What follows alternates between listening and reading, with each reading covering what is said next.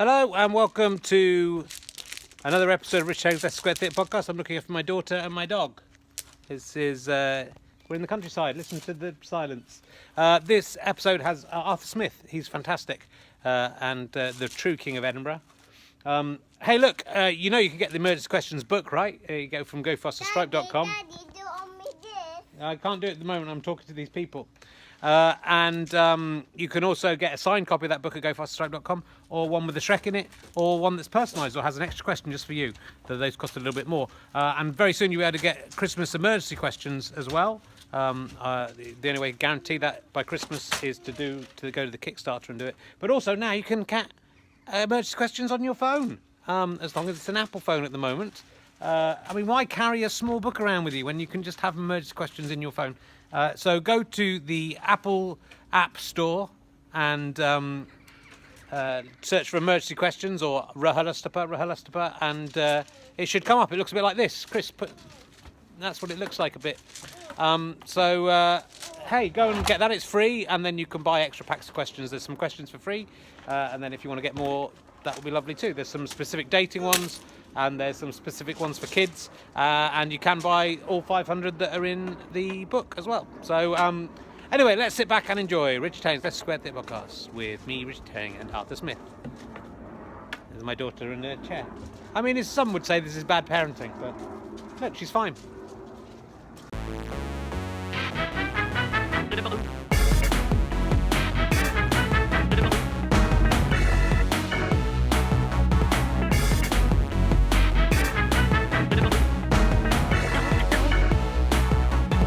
Ladies and gentlemen, welcome to the Leicester Square Theatre. Please welcome a man who is willing to talk about the tactics of Monopoly for a lot longer than most other people would think was reasonable. It's Richard Herring!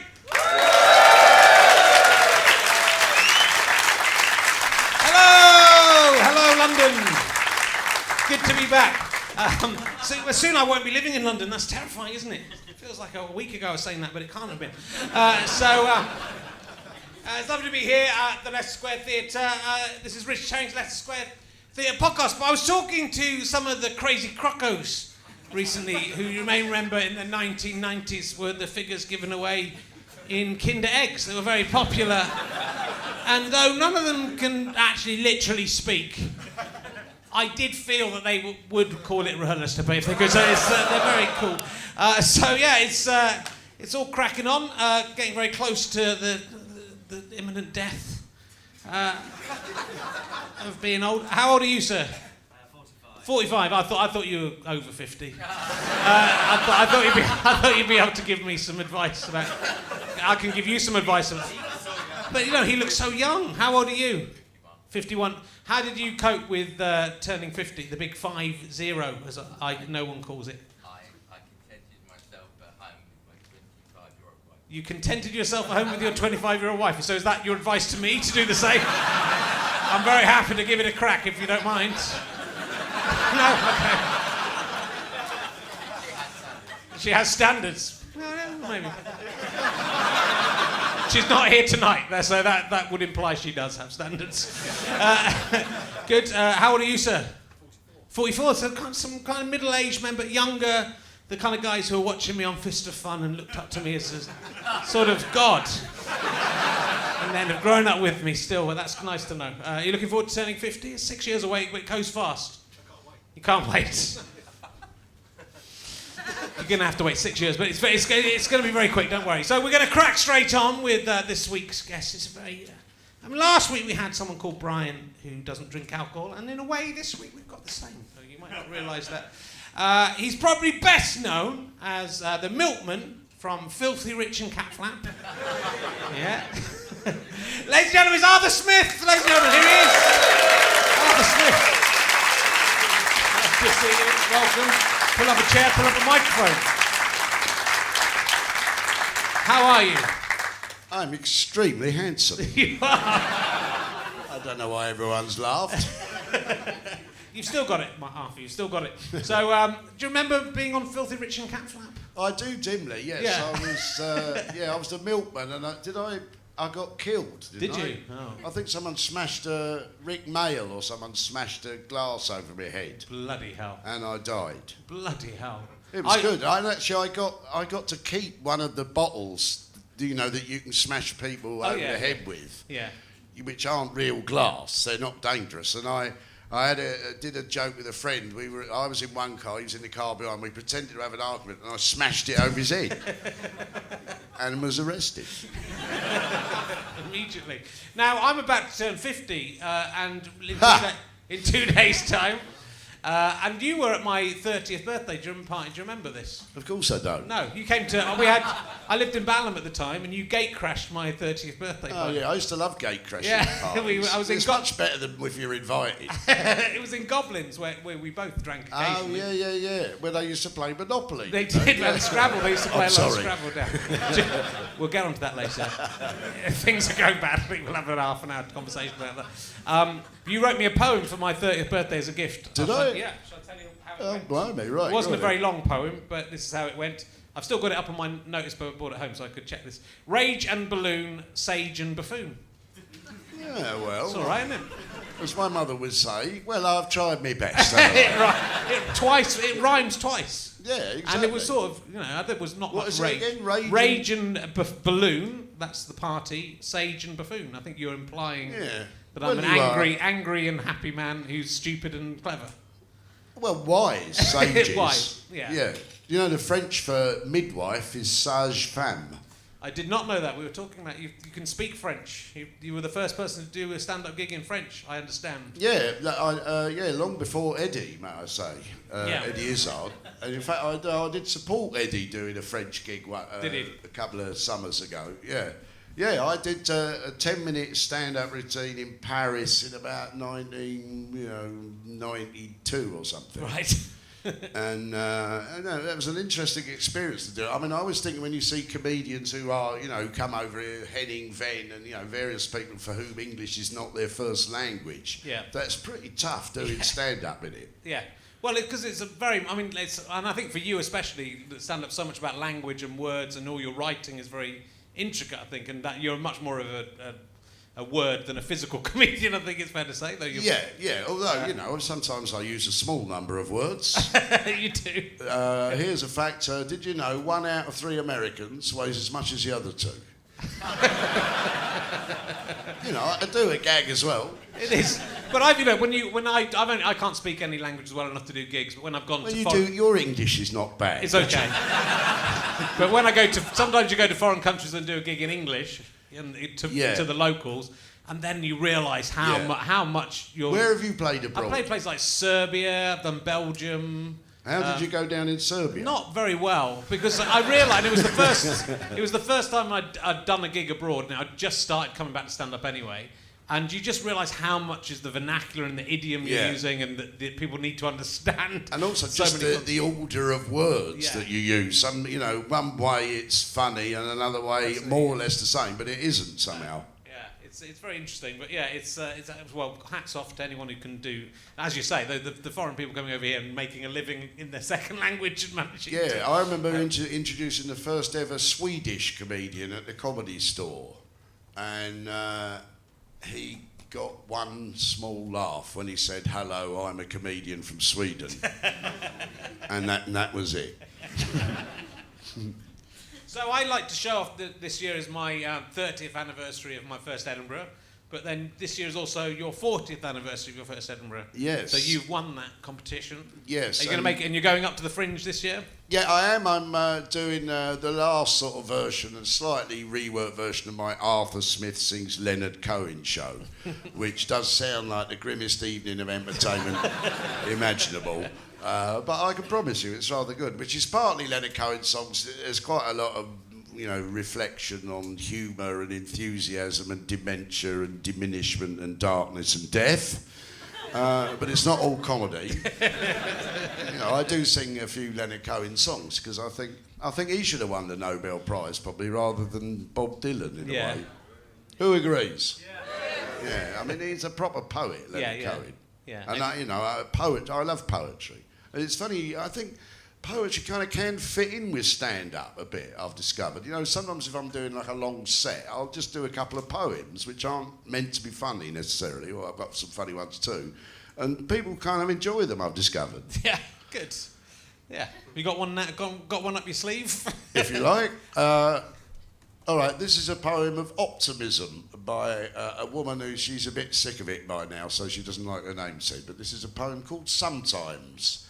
Sometimes things don't go after all from bad to worse. Some years muscatel faces down frost, green thrives, the crops don't fail. Sometimes a man aims high and all goes well. A people will sometimes step back from war, elect an honest man, decide they care enough they cannot leave some stranger poor. Some men become what they were born for. Sometimes our best efforts do not go amiss. Sometimes we do as we meant to. The sun will sometimes melt a field of sorrow that seemed hard frozen. May it happen for you. Hey. Sage and buffoon. It's all sage and buffoon tonight. Well, I'll do another one at the end. Okay, that's what. I'll do a bit of Shakespeare too, if you like. Okay. I did a version of Hamlet myself. Up You in did. Edinburgh. I featured a little bit in that one. That's right. You did. That's right. Yes. Perhaps you'd like to explain to the audience how it was that you featured in this. I was dating an actress called Sally Phillips shortly before that you did that Hamlet, who co-starred as Ophelia in Hamlet, but then we broke up with each other shortly before that Hamlet, and therefore I became the... Yeah, because I had said to Sally, she was being my Ophelia, I said, well, look, just come on and shout and be completely bonkers about whatever's pissing you off at the moment. Which, as it turned out, was having been dumped by Richard. Or as he was known in the thing, I at least got him to change the name to Dick Kipper. No one saw through that. It was I felt a bit guilty about that because I mean it wasn't, I had to, that's what she wanted to do. And, to be honest, I loved it. I didn't love so much that I became the centre of that particular thing, but the show was really lovely, and I'm such a big fan of yours that I've sort of felt this weird honour about being included in your show, even though it was. I think in the end she sort of came round to maybe. Understanding that there was some small degree of redemption. There was a little bit. To be honest, it was worse in real life than it was watching the Moving fictional on. version of it. But, come on, tell us about some of your other old girlfriends, Richard. There are. I know one or two myself. There are a couple. But you've been a feature of my Edinburgh's all the way through, really. And I remember the first time I went up in 1987, I saw you do a show. I think with it gets a bit conflated in my mind, but I saw some stand-up shows. But I think there was one where you were doing a triple night with maybe Arnold Brown and maybe Jerry Sadowitz or maybe Norman Lovett. It was one of those triple bill. It was a late night, the Gilded Balloon. It was indeed. And so, we were sort of blown away by this because we were doing kind of university review at the time. I thought this is incredible what people are doing here in Edinburgh. But then I remember later on seeing you propped up at a bar on your own and looking quite miserable. And I said to my friend, "Oh God, this is what I want to do. Is that what's going to happen to me?" And did it? It was. It's exactly what happened. Well, I don't know. Sometimes, just because you're on your own, it doesn't mean you're miserable necessarily. No, I probably was then. I don't know. But, I find it a kind of pleasure. I remember doing a gig where I had no reason to stick around at the end, and I got a round of applause, and I just walked straight out the back, and I could still hear the applause fading as I began my walk alone along the river. Yeah. And, the contrast between standing in the middle and waving at everyone and being Mr., a bit, and then just strolling along by yourself, I find stimulating. I think it is, once you get used to it. And I guess, from my point of view as a new, and not even a comedian at that stage, someone who wanted an aspirant comedian, I think you imagine, it will all be like, you'll come off stage and you'll be surrounded by people and garlanded and being witty, and of course in reality you sort of want to be. You want to leave it behind and you want to sit and then there's those long open mic nights where there's just 3 people in the audience and one of them's dead. Hundreds of them. I mean, there's so many comedians now, aren't there? There are. Well, it's insane compared. Even when I started, which 87, but in the early 90s, there might have been maybe 30 comedians up in the Fringe doing shows. Well, yeah. And when you started, there must have been like 4 or 5 three shows. of us. Yeah. And That's so right. now it's like I think maybe 1,000 comedians are up there, aren't they? Is that? Am I overestimating that? But I it's don't something know. like that. And for every one of those, there's probably 50 who are doing the open mic circuit. Yeah. So How many people here are doing the open mic circuit? No, See, they're all off at the gigs. They're all working hard pre-Edinburgh. But also, there was an Edinburgh show where, and I can't remember the name of this Edinburgh show, but it out of many of your shows that I've seen, it blew me away the most. It was the one you did in the Botanical Garden. Oh, yeah. That was fun. That was an outdoor show. Yeah. Which, I used to do them. I think they do them a bit more now, but no one really did them then. No. And it was in the Inverleith putting green, and I had like various people stationed on the way round, someone standing in a pond, and then you can do shows, gags on a huge scale or something like that. So I had Andy Smart about 200 yards away from this woman. They ran at each other, and so it was a huge scale. Yeah. I did another one a few years later where I ended it at the foot of Salisbury Crags, which is just by Arthur's Seat, and I had 6 ballet dancers set way up on the top, and cued by text. And the scale of the gag, I was really proud of it. Well, that's what I remember. If I remember, I'd gone. It was right at the end of the Fringe. It was just. It was what the Fringe should be about, because it was a one-off show, that Botanical Gardens. Almost. I think I did maybe 2 or something. Yeah. But it's like, so you'd worked throughout the Fringe with all the actors, I presume, and you'd kind of worked out what you were going to do. Yeah. And I'd gone in I'd had some love affair had gone badly again. And which one was this then, Richard? this was another actress. When I stopped dating actresses, things improved quite a lot. Have you ever snogged a woman who won an Oscar? No, I don't think I have. No, I'm presuming you have.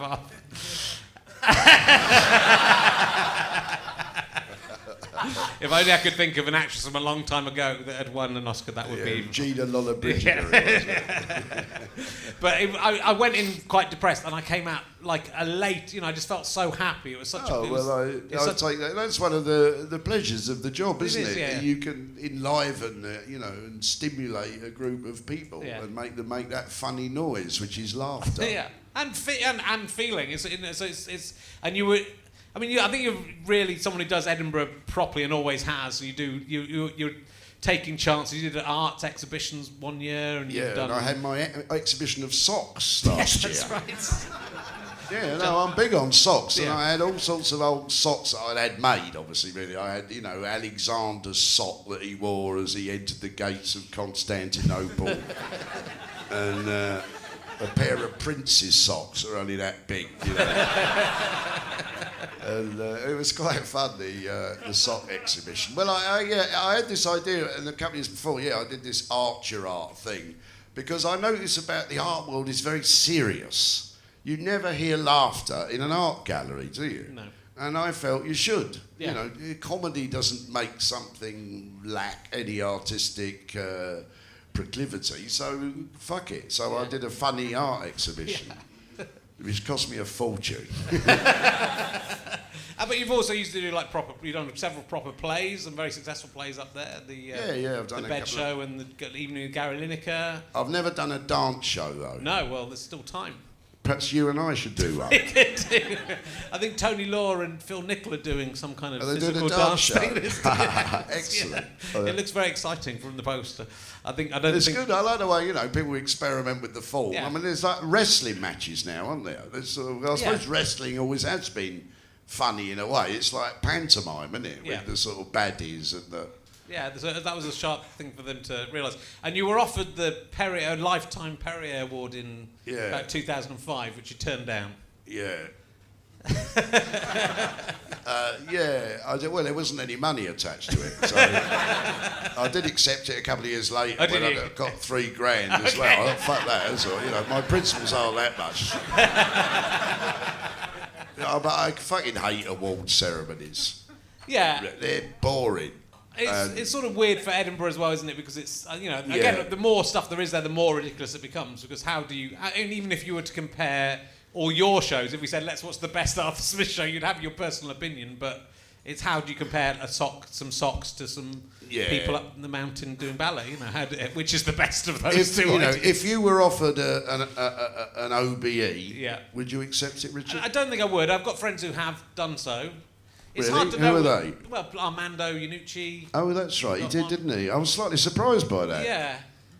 I was having a discussion with someone on Twitter about this, and they were saying that he now had no right to say anything about the royal family because he'd accepted an OBE from them, which I think is... I understand it, but I also think you don't lose the right to free speech because you've made a decision. A lot of people say it's for their parents. Well, funny enough, I happen to know the person who's the chair of the Honours Committee. Oh, do you? Yeah, no, really. And he tells me that what he does is like, say, with Andy Murray, because he won one, didn't he? Yeah. He initially turned it down, but what he does, he rings up, he rang up Andy Murray's mother and his wife. Yeah. And then Andy Murray rang back and said, all right, I'll accept it. That's the way to do it. It's a difficult one because you are sort of, there is a history to it, and it's still got British Empire at the end of it, and it sort of does seem to say, I'm accepting that I'm a part of this, but you can also see it as I'm proud of the country I'm from, and I'm proud to have an honour. And would you accept it then? I don't think I would, but I don't think it's very likely I'd be offered one either, so it's easy for me Well, to also, say when we started out, certainly when I started out in comedy, it was sort of part of the thing was to be anti-royal in a way, was to be Republican. But I notice Republicanism, it hardly exists anymore, does it? Yeah, it's true. It's not in the same way. But who's a Republican here? See, no one. But I mean, I remember on days like, when Prince Charles got married, I went to France for the day just to fucking escape it all. It turned out well for him, though, didn't it? They were so happy. Do you think... That wasn't as bad as Sally Phillips, let's face it. Did you go out with Lady Di as well? Well, you know what? I once managed to flirt with Lady Diana from a. Actually, I went to Wimbledon with Sally Phillips when I was going out with Sally Phillips. Her dad was a tennis player. And you got off. and I was looking. We were sitting quite near the royal box. Or to give her official title, the Princess of Wales. That joke went down a lot better before she died, I have to say. And and she was sort of about 20 feet away from me, and I was sort of looking over her, and then she sort of sensed that someone was looking at her, which she must be all the time. You were taken in by security. She turned around and looked right at me, and I just sort of didn't know what to do, so I pulled a stupid face. And Let's then see the face you pulled. I went... Something along those lines. And she laughed and kind of gave me that very flirtatious look. And then everyone else around me sort of... So you could have shagged I think if I hadn't been with my girlfriend at the time, and if I'd known what was to come in the future, I'd have just been off. I think it would have been bad play. I'd like to point out, I once turned down Edwina Curry. I clear the front pages. Well, I've got a question about that. Questions about who's the most right-wing person you found sexually attractive, but you didn't. She found you attractive, and you didn't. There was a bit of a knock on the door. Was there? Yeah, well, we were doing some gig together, and she was the keynote speaker, whatever the fuck that means. Right. And I was the comedian, and she came on and did her keynote speech, which no one really listened to. But anyway, but then we were in the same hotel because it was in Dublin or Aberdeen or something. Anyway, and then there was a knock on the door. Arthur, hello. Do you want to come into my room for a cup of tea? Well, I don't know. Maybe she just wanted a cup of tea, but I had a thing. I vowed when Thatcher got in that I was never going to have sex with a Conservative voter. Right. And my resolve was tested only once, to my knowledge. And I'm pleased to say I went home and pleasured myself in a socialist way.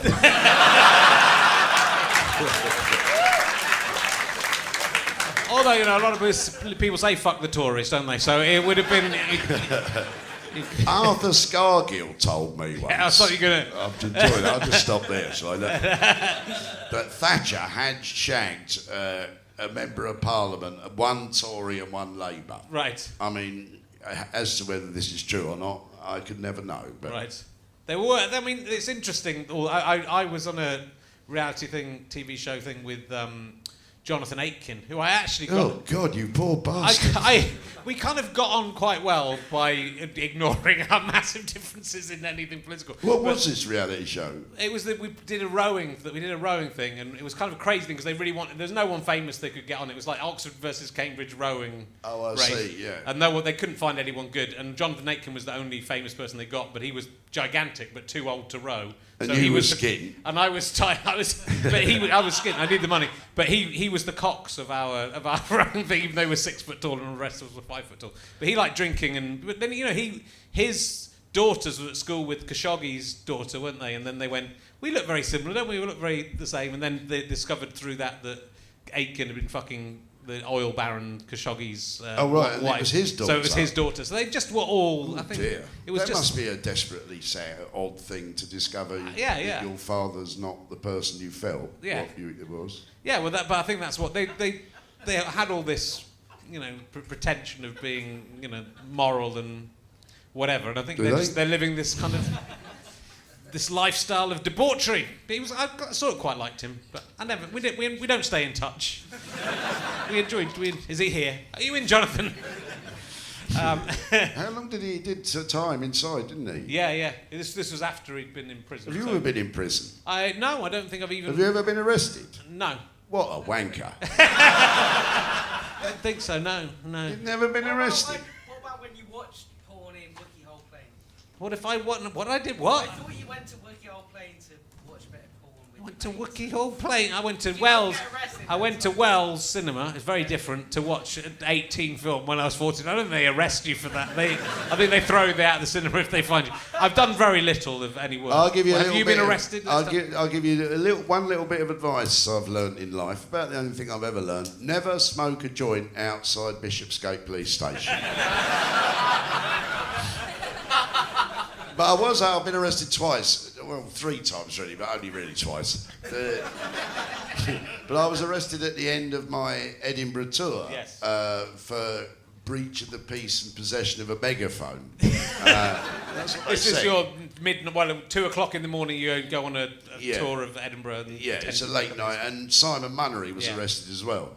And I must admit, I'm rather proud to have been arrested at the end of a gig. I mean, there's me, Lenny Bruce. I mean, who else has been arrested at the end of a gig? It's true.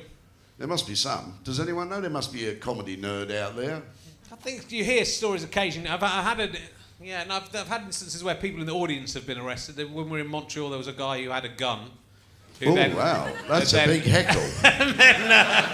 And then he took it out outside of the gig, but I was taking the piss out of him in the gig, not knowing he had a gun. Bloody hell. Well, I was comparing once at Jongleurs in the 80s, I think this was, and there was an act on, and his name was in the listings, and although he was only really doing a tryout, he was doing 10 minutes or something, and when he came off stage, he'd done all right. He was arrested, and it turned out he was a wanted man, and the police had seen his name in the listings.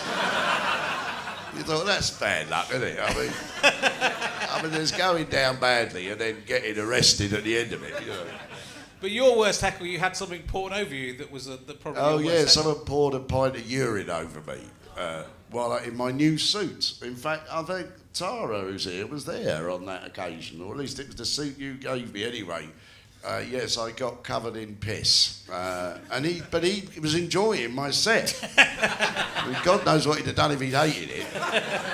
And I remember doing a gig once where the heckle was, it wasn't to me, it was a bloke who was on before me, he was quite old, he wasn't doing very well, and suddenly a woman's voice rang out, "Excuse me, I think you really need to think about the way your life is going." Not just your actor's shit, so it's the whole point of your existence. Well, what's the worst heckle you've ever had? Oh, well, they're never very good, are they? When we did Lee and Herring, I used to pick on someone who looked like the youngest boy in the front row, so I was a 13-year-old, and I'd kind of go at them saying, I earn my money and you get it from your mum, and then we'd say, heckle me back. And one kid said, the sleeves of your jacket are slightly frayed. And they were. So that very perceptive sight of a 13-year-old. But also that's kind of amazing, and I hadn't realised. I looked, and it was an amazing takedown, isn't it? Yeah. It sort of says more than it, because it's like, yeah, you know, whatever you think. I remember nearly right at the beginning of my career, I was remembering this with Paul Merton just 2 days ago, because he was 60 2 days ago. Anyway, and when we were sharing a bill in Swansea, and a woman shouted out, "Why don't you go back to London and leave us all alone?" And she really meant it, you know. Hey, No, she was Welsh, all right? Calm down. Yes, my accent, I'm not very good at accents, and I can do I'll do it for Dylan you. Thomas. Why don't you go back to London and leave us all alone?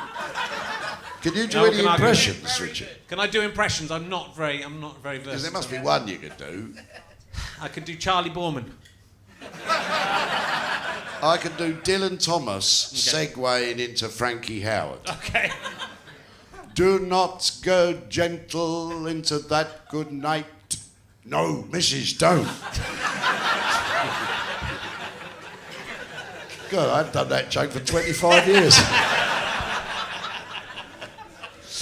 Well, let's talk about I love talking about the early days of stand-up, which you obviously were right there as alternative comedy began. I mean, you sort of were there when it started. You almost started it. Well, yeah. I wasn't at that first night at the Comedy Store. I would applied to be. They had a thing in Time Out saying, looking for new young comedians for a new club. And I wrote back saying, yeah, count me in. But I never got a reply or anything, so I never did it. But I did go there about a year later. And it was an exciting time. It was, yeah. And what was the craziest act around that time? Blimey. I remember an act called... who are those terrible... a drag act who came on as Myra Hindley and read out Little Red Riding Hood, which, if you recall, involves... Anyway. And I remember a tap dancer, but he was let down by the fact there was a carpet on the stage.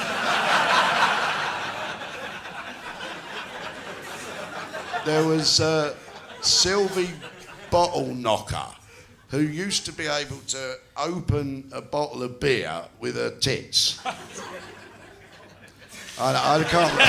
I'm sorry to have placed that image in your mind. Just trying to work out how... Yeah, I can't really remember quite how it worked. It was some dodgy night club in Islington, I remember. There was... I mean, even because came to it in the late 80s and early 90s, and there were still a few... vestiges of those sort of things going on, but not as many. Yeah, well, I mean, there's still some wacky acts out there. There's no doubt, because there's so many of them. You know, there's all sorts of ridiculous ones you see. I think it's come back round. There are clubs where you can go and do those real avant-garde stuff. I think there was a time in the 90s when it became very male stand-up. Yeah, just blokes with their hands in their pockets talking about wanking. Yeah. Yeah. Some of us have kept that going for a long time. Have you actually done a whole show about wanking? Not just about wanking, but it always features. There's always some in there somewhere. But okay, I'll ask you an emergency question. I'll ask you this one. I think you might have an answer to this. This is a new one. I'm quite good on capitals. Okay. Have you ever fallen downstairs? Yes, of course I have. What do you think I am? A fucking sober rep? Yes, I have. Most memorable falling downstairs incident? When I was 6 years old, yeah. And I fell down the stairs, and I can feel it to this moment, my nose hit the corner of the thing, and I broke my nose, I think, although I was never, because I was being babysit by my granny. And in fact, because of that, I've got a fucking dodgy, ugly nose ever since. I'd say, you know, can you see a bit of a break in it? Yeah. Yes. And that was, I mean, it's not a very amusing anecdote. No, it doesn't have to be. We're just trying to dredge have you fallen downstairs? I fell downstairs about... It's a classic way for comedians to die, isn't it? It is, yeah. That and setting fire to the front room when they go to bed and leave a fag going. That's a good way to go. I fell downstairs taking the breakfast up to my wife in bed, which that's why you must never do that. And I was a bit tired. And you had the tray? I had a whole tray of breakfast, and then so I slipped, and then I was more concerned with the breakfast that I'd created. And so then I literally fell down about 8 or 9 steps with coffee and a tray and porridge. and everything all over me. And did your wife enjoy that breakfast She dinner? didn't get any breakfast. I might have gone. I probably then went and made her another breakfast. That's how good a husband I am. What's the closest you've come to dying? I'm not very close. I know that you have. That's disappointing. I'm not- Yeah, but it must be like, well, you were nearly run over, or you've... No, well, when I was on my year off, I went to Camp America, and on the last day of Camp America, luckily when all the kids have gone, we're in the middle of a redwood forest, and we had a party, and then someone left a cigarette somewhere, and this whole... the cabin went up in flames, and then the whole forest started going up in flames, and we were woken up 3 o'clock in the morning very drunk by this fire alarm and had to put out this fire ourselves. Quite exciting. Yeah, so I though, I didn't... We could have... It just rained a little bit the night before, and for the first time the whole summer, and there was no wind, but there was 100 miles to the nearest fire station, so we just had to ferry big things of water up the hill. But I was fine. I survived. Here I am. Well, obviously, yeah. But you became very close to dying. That for a couple of times, but yeah, principally when I was ill, it's because I'd been drinking too much. I was taken to hospital and with a awful pain in my stomach, and I had acute necrotising pancreatitis, which meant that my pancreas was essentially sort of eating itself. And I was in intensive care, and I was more likely to die than live at one point. But which actually, if that which does not kill you makes you stronger. It was rather an extraordinary experience. Obviously, when I came out, I felt one thing I'd learned is that I really like morphine. By the way, anyway. But, I came out and I felt a sort of lightness and an ability to cherish the world that just because it wasn't gone as I feared it. And how old were you then? You were still quite... I was in my late 40s. Yeah. So, well, thank goodness you survived that, but I remember it being Well, yeah, it was it was just around the same time Malcolm Hardy died and Linda Smith as well. Yeah. Who remembers Linda? Yeah. I still occasionally nick... Let's have a round of applause for Linda Smith. I still think Linda had the best analysis of our problems with the Middle East. She said the trouble with the Middle East is that somehow our oil has ended up under their sand.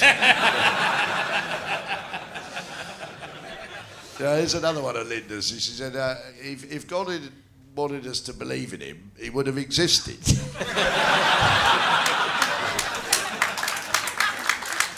It's all right to nick jokes when someone's dead, right? That's what I thought. I Linda think won't mind you us. keep them alive. Yeah. Appropriate, of course. And I've referenced it. You certainly have.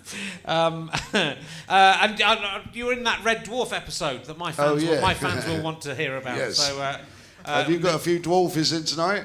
Yeah, I thought they might be interested. Yeah. And I auditioned for the part that Robert Llewellyn played. I did the road, Crichton. Yeah, Crichton, that's right. Yeah, God, I'm glad I didn't get the part. Poor bastard, Robert had to spend 2 hours in makeup before everyone else got there every day. Although no one recognises him, I kind of think that's probably a blessing, isn't it? You do in something very successful, and probably. you can still walk down the street. Yeah. I mean, Craig went a bit mad, didn't he, for a while? And it was the backwards episode. It was a very good episode of Red Dwarf. It was brilliant. It was a wonderful original concept, and I landed in a planet where everything went backwards. So my scene was going to be run backwards. So I said to Robert Duck, well, it doesn't matter what the fuck I say, does it? So I kind of went on and swore and when it went out, it was like that. But of course, people have run it back since and caught me saying what a load of bollocks. And I remember being in the studio audience, looked rather shocked after I'd done that. Yeah, I'm glad I did though. Yeah. Well, I think it's interesting to talk about that, the fame thing, because I think you I've seen you quoted saying the best kind of fame is sort of mild fame. Yeah. The kind of fame that you... Definitely, yeah. I mean, I can't imagine what it must be like, being, Meryl Streep or something, because wherever you go, people are going to be kind of looking at you and coming up. And whereas, I'm recognised a little bit, and mostly it's fairly pleasant, and occasionally you can get a favour out of it, Yeah. Provided you don't take it too seriously as well, you can bring sort of pleasure to people, because, there are people in my family or, you know, and they get pleasure if I send a card or turn up at some event and play Mr. Showbiz a bit. I mean, I know it's all bullshit, but people like it. So, you know, I'll play along with it to give them some pleasure. Well, you seem to have a nice life, I think, for looking from the outside. Yeah. Of course, you know, despair and disillusion are essential moments in the progress of the intellectual soul. Yeah. And I mean, I still think, sort of, you know, man is a fallen god who remembers heaven, as Anthea Turner remarked.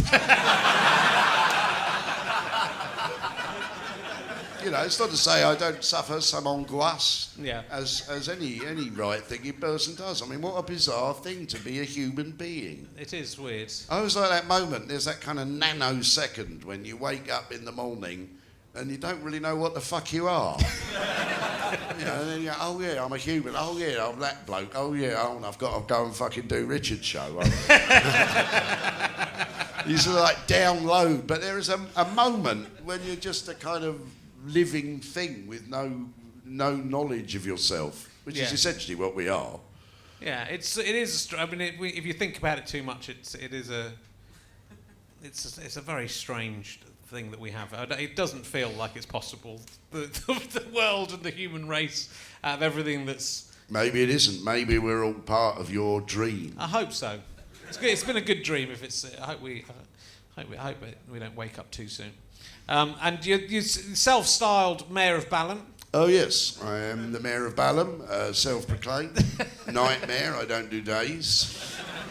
I have lived in Balham for a long time and I well remember the occasion when I proclaimed myself Mayor at my grand ceremony in Sainsbury's car park. And I sang the song that I wrote especially for the occasion, which went, I am the Mayor of Balham, oh yes I fucking am. I am the Mayor of Balham, I fucking am. Everybody? I am the Mayor of Balham, oh yes I fucking am. I am the Mayor of Balham, I fucking am. That's all we got time for on Start the Week. Yeah, no, and I rather enjoy. I realise it's a game that Londoners play and have done, you know, for 200 years or something. The North v South London thing. You know, like, who here's from South London? Yeah. Who's from North London? Scum. Because occasionally I have foreigners, you know, you play the game and they're all fucking arseholes in North London, posh bastards, you know. In North London, they've got little blue plaques commemorating famous people. In South London, we have big yellow signs saying, "Did you see this murder?" And, you know, London's, you know, you say you're moving to the country, I'm moving Richard? to the countryside on Friday, although not. I'm moving in And my then what, in-laws. back again on Sunday? Yeah, maybe. Well, we'll see. We'll see how we do. Where are you going? It's just out into Hertfordshire, middle of Hertfordshire, near Hitchin. Why are you doing this? Well, you know, it's a good question. It'll be nice to, you know, be out in the countryside, wouldn't it, and have some fresh air. I've got a child and a child on the way. Yeah, but what are you going to do in the evenings? As I believe Woody Allen said. Yeah, no, I mean, I think everyone has a sort of, you know, Londoner has a sort of vague fantasy of buying a big jumper and going to live in Cornwall or something. Yeah. But I think... See? Yeah, I mean, we all have that little fantasy, but I think most Londoners will be bored shitless after 2 days. Well, we'll see. I think it's near enough to London that I can come into London quite a lot, but we'll see if that happens. Yeah. And we'll see if we, you know, maybe you'll get right into the local thing, join the local village panto. Yeah, I might do. Yeah, enter your roses into the flower competition. I might do. Yeah. Get into wife swapping and getting drunk and you know. So I think you have that's to what plant happens. that special plant outside your house. Oh, is that what you do for that? Well, yeah, pampas grass. Supposedly, any house with pampas grass inside their swingers. Okay, I'll look out for those. It certainly wasn't true when I knocked on that door. I know, the mysterious life of the village. Also, you see, if you live somewhere like that, everyone gets to know you. Yeah. You know, I wouldn't want to be known by everyone. Would you? You know, like... Well, but then London's the opposite, isn't it? And so I've lived in this house I live in at the moment for 14 years, and it took me about 8 years before I even really spoke to anyone in the street. Yeah. And I'm not really friends with anyone in the street, so it's kind of the opposite of that, isn't it? So you will have to talk to people. Yeah, I mean, it's one of the most shocking things you ever see if someone starts talking to you on the tube. For fuck's sake, what's going on here? That's outrageous. What do you think I am, fucking Italian? Well, when I lived in Balham, we would occasionally meet on the tube, because obviously we were going in, and you'd go, we don't have to talk to each other, do we? No, it's fine. I'm a grouchy fuck. But I also feel like that occasionally you really meet someone on the... Yeah, especially like you have to have the conversation in public. Well, the worst thing is if, you get on a train in Edinburgh going to London and just see the most boring man you've ever met getting on the train next to you, and then he comes and sit next to you. Oh no, that was you, wasn't it? It was me. And now you've come and subjected yourself to an hour with me. I had a great documentary with you. I mean, you've done so many things on the radio and TV, but I'm sort of fascinated by Colditz and prisoners of war. And your dad was in Colditz, wasn't he? Yes, my father's war. He was called up and he was captured at El Alamein in 1942, and then he was transported to Italy, and he was paraded through the streets of Palermo. Then he was down a copper mine like slave labour in Saxony, and then he ended the war though in Colditz Castle. Right. And I do a bit of a joke because I did take him back there when he was 70. And at this point, it turned half of it into a hotel, and we booked it, and he rang down the room service and asked for a shovel. Which he didn't really, obviously. But he did once. We were having a conversation about it, and they were starving, especially when he was in Italy. He was absolutely starving, and he said, we used to eat anything. We'd eat a dead dog. And I said, what does dog taste like? And he genuinely said, it's a bit like rat.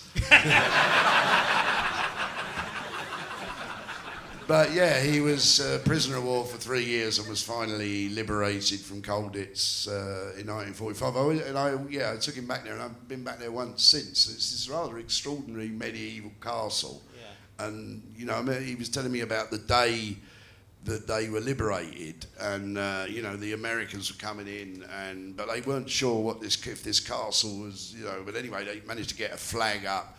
And this exhausted American GI gets to the gates of the castle. The German, puts his thing down, surrenders. He opens the door, and then there's 1,000 shouting men come at him, and he fucking hell. And only then does he realise this is these guys have all just become free. Yeah. And my dad, he was he could pull the ladies. My dad. Because on that day, so he's free to, while they're waiting for, a few days' time, a thing would come and take them back. But he went out into town where he managed to cop off with a Polish waitress, just, 2 hours after he was released. When you've got to think there was quite a lot of competition for a Polish waitress. But because I got him to write his memoir before he died, and there's some amazing stories those guys lived through. He's got one where after the war he signed up again because he had no work, and was sent to Yugoslavia. Anyway, he got a week's holiday in Venice, and he'd never stayed in a hotel or he'd done prisoner of war. So he goes in this hotel, and he goes out for a swim on the Venice Lido and sees a woman in a bikini, which had just been invented, the bikinis, because of the Bikini Atoll nuclear test. Yeah, anyway. And my dad then said he didn't go back there until he spent a week with this woman. She didn't speak English, he didn't speak Italian, but, I'm guessing there was quite a lot of shagging went on. And she took him to various... And she was an orphan. She'd been orphaned... parents had been killed in the bombing of Milan. Anyway, at the end of the week, my dad... It had obviously been a fantastic week. He offered her some money. And she said, you think I'm a prostitute, do you? And got pissed off with him, so it all ended badly. Went back to Yugoslavia. Then, months later, he discovered she had made, which would have been a really perilous journey, the journey to his army camp in Yugoslavia, as it was then, and tried to get in touch to make contact with him, but had been turned away at the gates of the army camp, and he never saw her again. But you think, what an extraordinary little romance, and whatever happened to her. And if she'd got through, you wouldn't be here. No, Probably. or maybe I'd be Italian. Doing my funny Italian. Oh dear, this is embarrassing. It's from a different time. The old defence. Nel mezzo del cammin di nostra vita mi ritrovai per una selva oscura che la dedita vera smarita. That's nice. That's the opening lines of The Inferno by yes. Dante, which I learned to impress an Italian au pair girl. And did it work? She shagged my friend. Because I think, looking back on it, it's the most famous bit of literature in... It takes a bit like To Be or Not to Be. And I think to her I sounded like, to be or not to be is the question. Whether it's noble in the mind.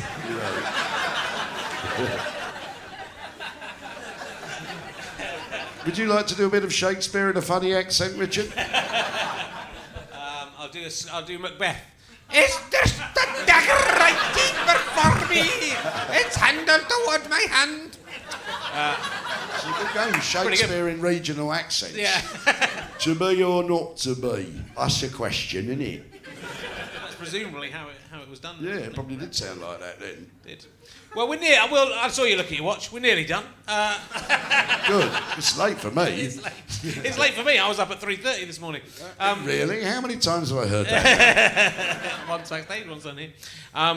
How about Are You Being Served? Should we talk about Are You Being Served before we go? Oh yeah. I was cast in the remake, as Yeah. one of you two may have seen it. I did see the it. remake of Are You Being Served, which was kind of fun. Well, you played the Arthur English part. That's right. Yeah. The sort of the dodgy bloke in the. Which is good. Good casting.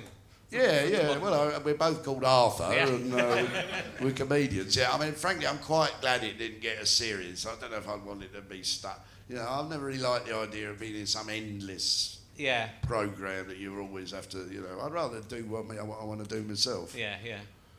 It was a slightly weird one. I mean, that was an odd little season that they did of Yeah, I mean, it was an interesting idea. I thought. I mean, I thought there was one I thought was really good. Was it Porridge or something? Porridge got picked up for a series, and I thought it was. They're good though. I thought it was really good. Clements and Lefrene are very sharp writers, I think. So there's only a couple.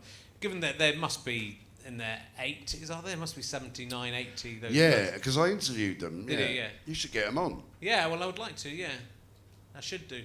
I thought that about the other two, the Steptoe two, but one of them's gone now, isn't he? Better get one of them Get on. one of them on. They'd just said the Don't same end stuff. up though being the kiss of death. I just did a radio program series once. Every time we approached someone to do the thing about them, they died. Yeah. So Peter Cook and who else is there? Yeah, it's a shame. I was going to go to Gibraltar with Peter Cook. That would I never did. Been amazing. Stuart Lee, I'm sadly not. But sadly, he wasn't asked to be on that series. So far, nobody's been a guest on this show has died. So that is, and we've been going for 5 years. So that's pretty good. Until now. I'll Who was go the first. worst one you've had? Who's the worst one? A guest The on most annoying guest or the hardest to interview? Could be. Sometimes Stuart Lee was the second time was a little bit difficult. The first time he was good.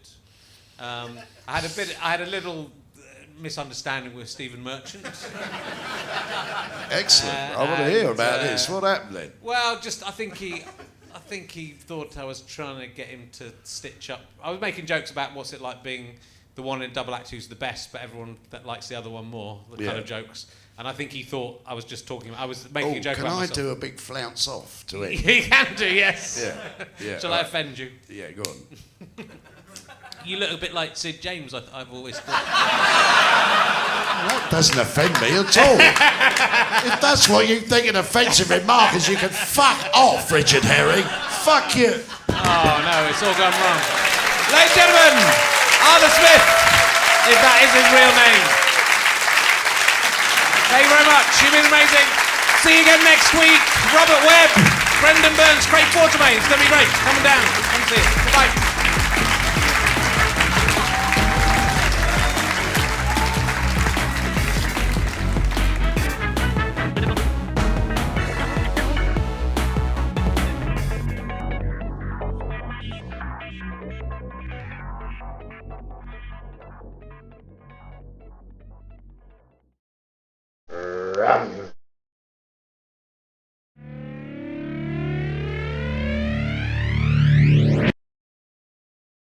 How'd you like them sky potatoes?